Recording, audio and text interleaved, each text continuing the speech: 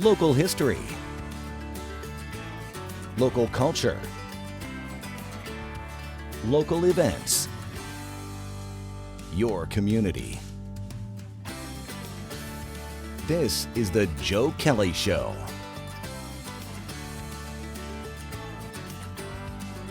Hi there, everybody. Welcome to the show. Thanks for joining us. Fred Capozzella is our guest. Fred is a very avid bottle collector. We're going to be talking about bottles. He brought a bunch of bottles with him, and we'll show them to you. But before we do that, we're going to have a little chat and say welcome. Good to see you again. Thank you for having me. Yeah, before we get to the bottles, and thank you for bringing them in. Before we get to the bottles, how long have you been collecting? Probably in one form or another, close to 60 years. What got you started? My father was a cabinet maker by trade, so we were always surrounded by antiques. It was just normal. That's what we used them. They weren't things to look at. And once I was married, I had collecting bugs, so I started collecting some odds and ends, and gradually just went into collecting Utica memorabilia, focusing on bottles and stoneware and stuff like that. I collect pretty much anything from Utica I lack common sense and self-control. So it's been kind of fun, but a little frightening at times for my wife. Do you remember the first bottle that you ever obtained? Yeah, I do. We were wandering around after church, and the bottle club, which had just formed, had their first sale at the North Utica American Legion. So we stopped in, and I found a bottle that was Capozzella, spelled differently, from Boston. I said, well, this is kind of neat. So I picked that up, and it's been downhill ever since, I guess. Yeah. You recall what you paid for that first bottle? I think it was about $5 or $6 was all. Yeah. It was just, Do you still have it? I do indeed. Yeah. Yeah. Did you ever look in? Part of the interest here, part of the fun, I would expect, is getting the background of these things. Oh, absolutely. I find, at least with the local stuff, a good chunk of what we do in the Bottle Club, for example, is the history not just of that company, but in some cases of the entire industry, which is represented. Our companies are just a small representative of that. It's fascinating. The Capozzella bottle from Boston, what was that company involved? It was a soda bottler. Mm-hmm. Yeah. And back in the day, bottles were just everywhere, were they not? They were. Well, you think about it, people need containers. If you're going to have a society, you're going to need containers. And there have been all kinds of things used for containers. A lot of them not particularly sanitary. Mm-hmm. Grasses, reeds, wood, bowls, that sort of thing. And then, you get clay pots, and then eventually when bottles became very inexpensive, easy to make, easy to clean, easy to keep sanitary. It's interesting we're talking about containers because I was just watching a YouTube video about watches. And this was a very expensive watch, I forget the name of it now, French name. And the box that it came in, oh my God. So, and I think back in the day, you could say something similar about bottles. I mean, you might have had a concoction of such and such, but the bottle that it came in was so beautiful. Yeah, it was for marketing purposes, something to stand out, So you ended up with some fancy embossing, some wonderful colors, and interesting shapes. One of them, and I brought a copy, were poison bottles that had to have all kinds of interesting shapes because you didn't want anyone accidentally using them. Yeah, when you say poison bottle, what do you mean? Well, it's something that was poisonous. For example, iodine, which we grew up with, for external use only, dangerous of that sort of thing. So the bottles would have all kinds of interesting shapes and colors and bumps and knobs on them, so people, if they just touched them, knew that it was nothing to be taken internally. Yeah. The bottle industry today versus the bottle industry from the 1800s, I mean, just completely different. Completely different, yeah. We are awash in plastic. When we grew up, glass bottles were reusable. Mm-hmm. It wasn't intended to be a throwaway society, because in many cases the actual container was probably worth a lot more than the contents. The number of bottles in your collection, do you have any idea how many bottles you have? Do you keep track? I do, but I probably only have maybe a third on display because I have accumulated so many. But I would say I'm probably up to the 500 or 600 bottle range. Did you ever put a value on that, Fred? Yeah, we carry antique insurance for that reason, because some of them, I brought a few of them here, would be very, very difficult to replace. Mm-hmm. Now, I don't talk so much about the price, but the replacement price, not the national price, which is meaningless, but the replacement price. And when you talk about insurance, antique insurance, what's that? Well, a lot of homeowners have a rider that Gotcha. you can get. They want a list of what you have, because otherwise the regular policy is replacement. So if you had a very nice antique dresser, for example, and lost, God forbid, in a fire, you could get a pressboard one, you know, as a replacement, but it's nothing near the value. So that kind of insurance can be very, very useful. Before we go to take a look at the bottles, are you still involved with, let me see if I can get it right, Mohawk Valley Independent Learning? No. Institute for Learning and Retirement. MVILR. Yes. Are you still involved? Very much, yeah. Yeah. Yeah. That program's still going strong? It's going very nicely, yeah. We, in fact, last fall we had a nice course on antiques and collectibles, which was very, very useful, I think, you know. Did you teach it? I did with one of the dealers from Bouckville, of all places. And we do a variety of other courses. This next fall, one of the other facilitators and I are combining. I'm doing Macbeth and he's doing the Japanese film version of Macbeth. Oh, okay. You know, which should be very interesting. Yeah. Yeah. And there are courses in local history and stuff. You know, Frank used to do quite a few of those Yes. courses. Yeah, Frank Tomeno. Yeah. I hate to let anything go by when we're talking about that institute without mentioning Nancy Dubner's name. Oh yeah, our founder. Yeah. Our founder, yeah, very, very important. You know, we could not have created that program without her. Mm-hmm. She was absolutely crucial. In fact, I think she was on the list of possible nominees for Hall of Fame for the County History Center. I believe so. Yeah. And she passed not that long ago. No, just a few years ago. Yeah, she did a lot of work for local history and in particular for the organization, which is now up at MVCC in Rome. In Rome, yes. Yeah. When's the next shot that people would have to get into that, take a course? On the 12th of September, there's an open house up there. And the program starts, I believe it's the 23rd, whatever that Monday is. So you can go online at MVILR, it'll pop up with the catalog for next year and all kinds of other information. And you are a retired educator, yes? I am indeed. Yeah, where did you spend most of your years, Fred? UFA, UFA. your old stomping My ground. old stopping grounds, That's yeah. right. We're going to be back. We're going to take a look at some of Fred's bottles. Short break, right back.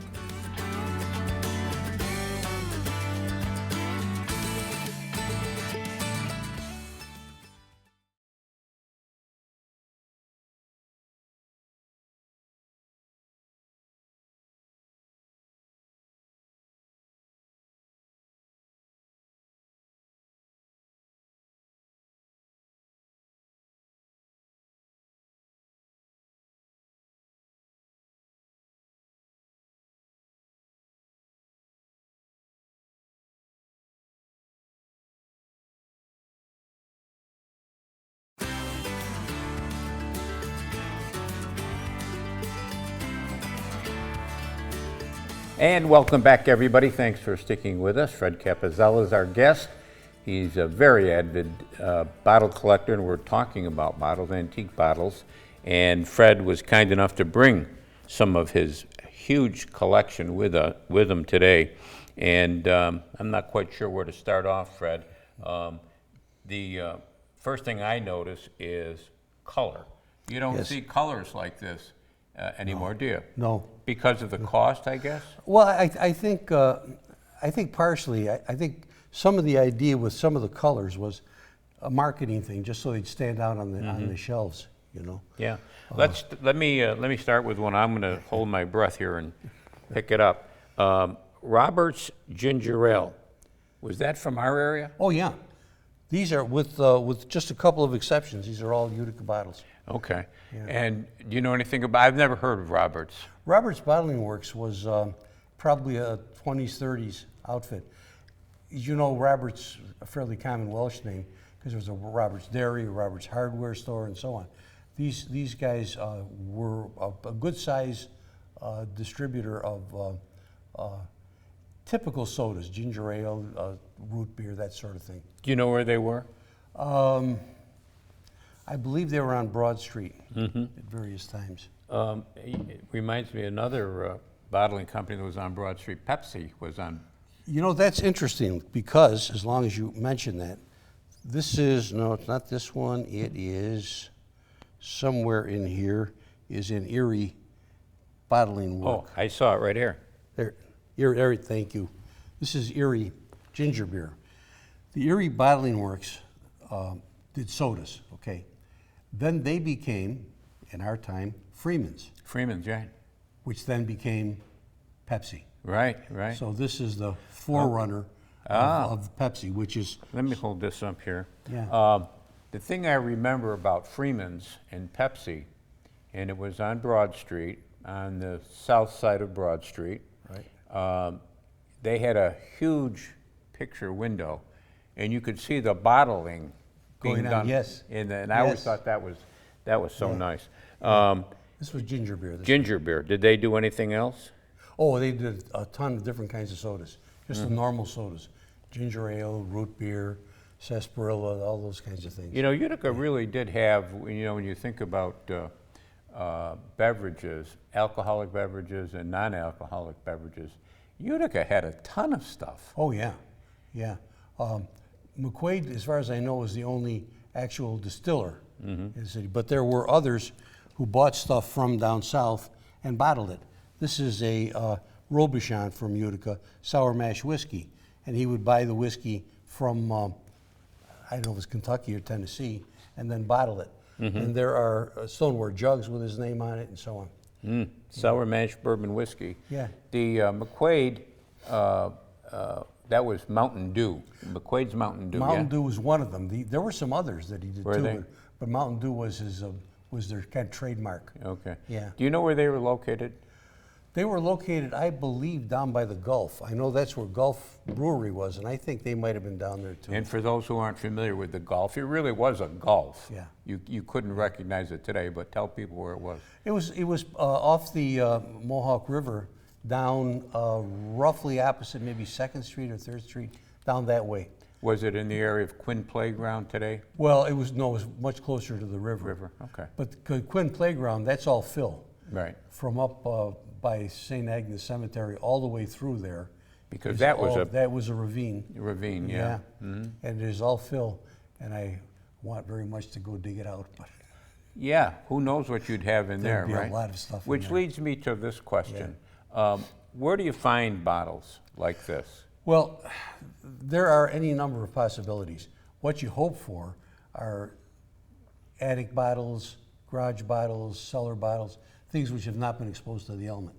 A lot of the guys in the bottle club, in various bottle clubs, are diggers. They'll find old dumps or old privies, dig them out and find some absolutely wonderful stuff in there. I know privy sounds strange, but there's nothing left in there except Yeah. glass and some metal. Are you a digger? I used to be, but arthritis has slowed that down. If you're really interested in collecting bottles, though, or anything actually, you need to join one of the clubs. Yeah, talk about your club. The Mohawk Valley Antique Bottle Club is now 30 years old, and it meets on the second Monday of every month at the community room in the New York Mills Senior Center. Yeah.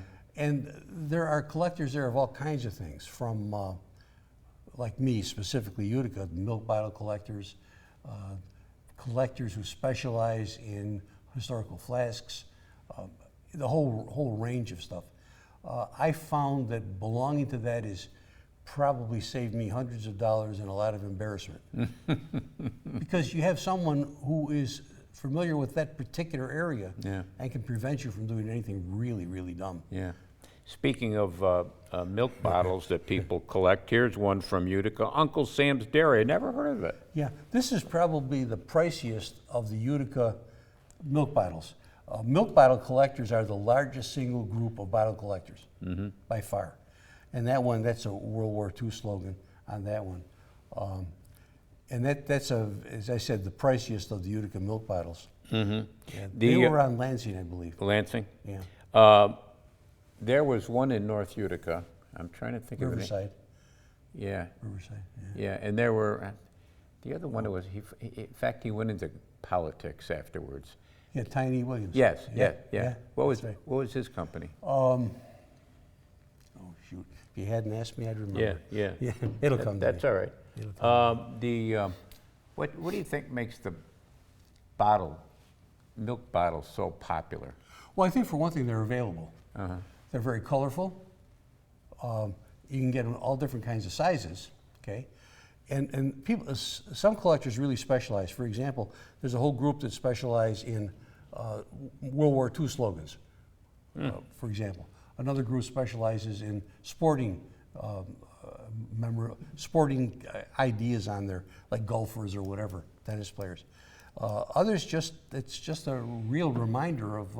I was just going to say, it's a memory kind of a thing, absolutely. too, right? And there were a ton of local bottlers all over. Hamlines, Liberty, there was a Roberts, as I told you. Besides them, the Perry, that's a relative of Sunshine Dairies. Okay. And I remember this. I'm old enough to remember these bottles coming to the house and having the little door where the milkman would come. He'd put the bottles in, take the empties out, and they had the cardboard top like there's on that. Yeah, and these are homogenized. A lot of the earlier ones had the cream top when the cream separated and was at the top. Yeah. So bottles bring back a lot of memories for people. They do. Yeah. We in the Bottle Club, we probably a couple of times a year will have a request from someone whose family ran a dairy and didn't keep anything, and they wondered if we could help them find it. It's pretty common, Yeah. We've got time for one more before we go to a commercial. And famous Utica Club Sparkling Ale, the famous Utica beer. And boy, the brewery has put out some beverages over the years, huh? They have. I brought that because I wanted to show that not all bottles are glass. Like the ginger beer or stoneware, there's a metal one. That's a cone top. They were popular from the mid-30s into the 50s. Between the transition from bottles to flat top cans, because the machines that did the bottles could be adapted to do the cone top cans before they had to buy new equipment for flat top cans. I remember those cans. Yeah. We're going to take a break, but when we come back, we'll be talking more with Fred about the rest of his bottles. Short break, right back.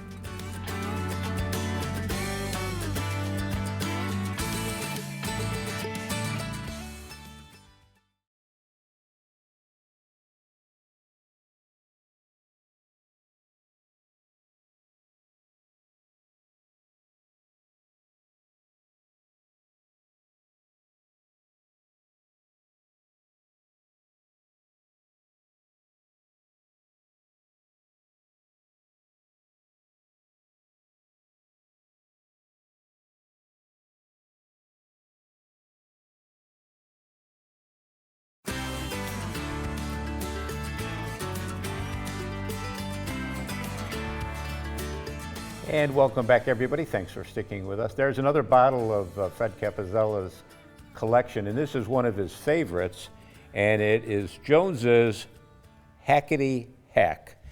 Boy, this will cure anything, huh? It'll cure anything. Yeah. Yeah. Coughs, colds, croup, hoarseness, sore throat. I can't read the fine print, but they give you the dosage there. And this is from, and all that, it'll cure all that for 25 cents. 25 cents, that's right. And this one's interesting, Fred, because it's still got something in The here. original contents, yeah, a little frightening, but. Yeah. Where did you acquire this? Actually, it was at an auction that the County History Center had several years ago. Oh, really? Someone donated a variety of odds and ends, and I bid on that because I absolutely had to have it. Yeah, yeah. Yeah, And there's something embossed on the back. yeah. Jones's Hackety Hack, Cough Cure, Utica, New York.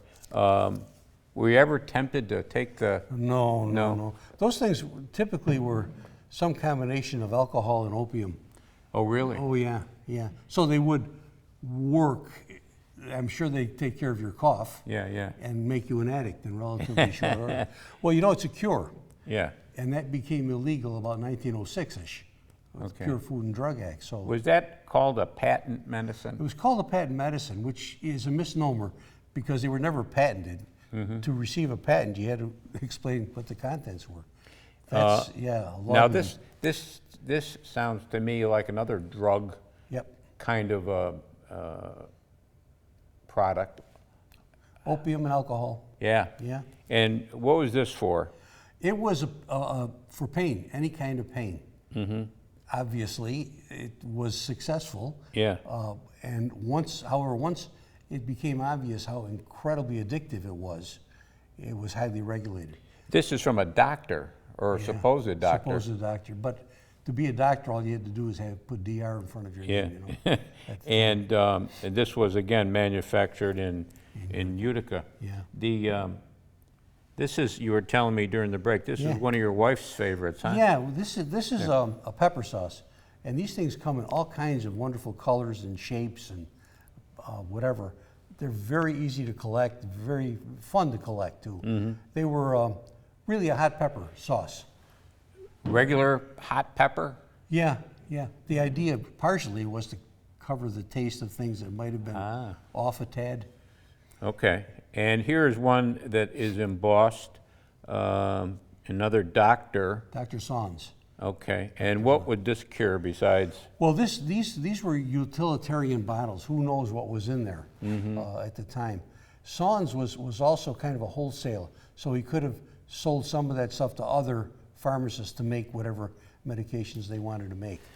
Things for medicine and cures and things like that. I mean, you go back to the early 1900s, pretty fast and loose. Oh, absolutely.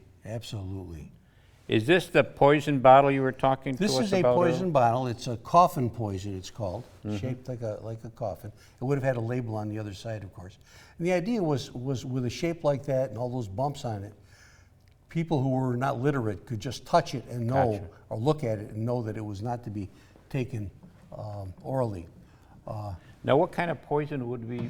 Well, a lot of, for the most part, they're not poisons. They're things which are poisonous if taken internally, like Gotcha. iodine, for example. Okay.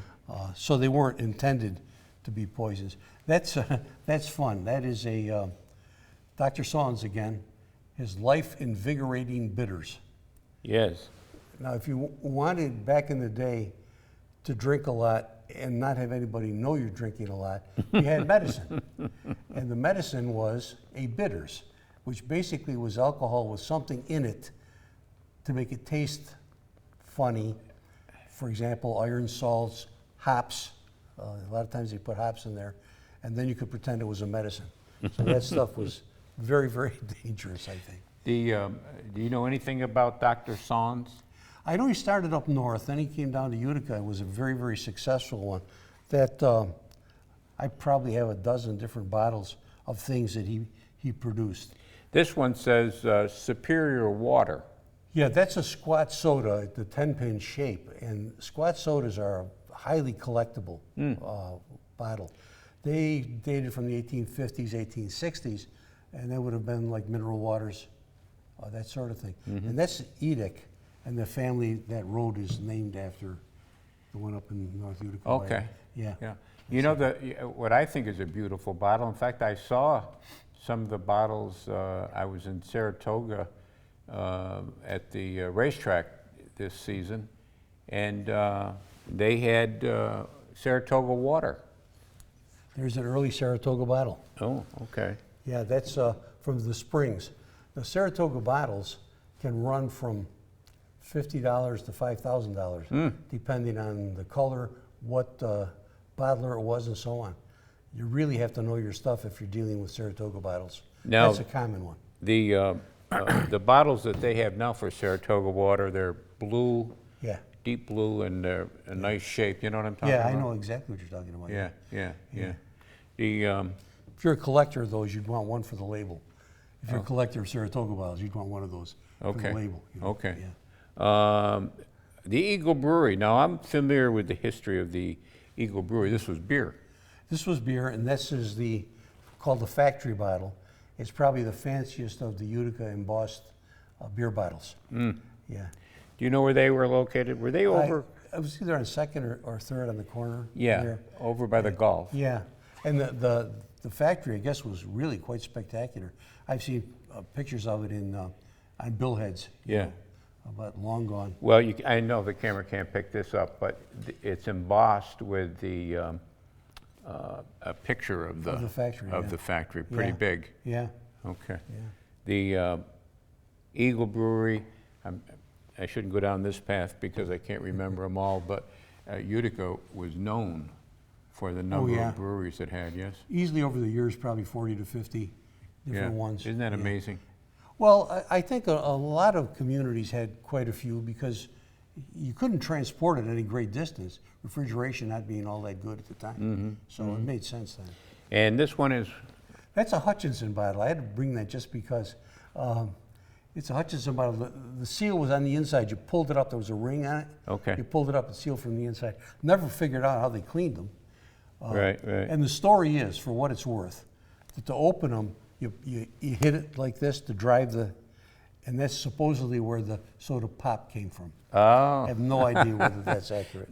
And what was in there? This would have been soda or mineral water, something like that. Yeah. If somebody wants to get started, I think you've probably already answered the question, but if somebody wants to get started collecting bottles, what's the first thing to do? I really think the first thing to do is to join a club. I really do. There are literally hundreds of different types of bottles, and I think people need to focus on what they really want to collect, because otherwise you can end up with like one of this and one of that and two of those, which is sort of random.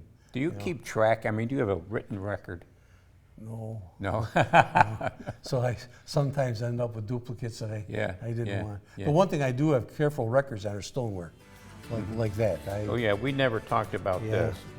Maybe we'll talk about, because I know you're big into stoneware. Stoneware, Yeah. And next time you come back, we'll talk stoneware. Wonderful. Good. Thank you for coming in. My pleasure. That's going to do it for us this week. Thanks for being here. We'll be back next week. We'll do it all again. Don't forget cnyhomepage.com. There's a lot of good stuff there. Until next time, take care of yourself, everybody.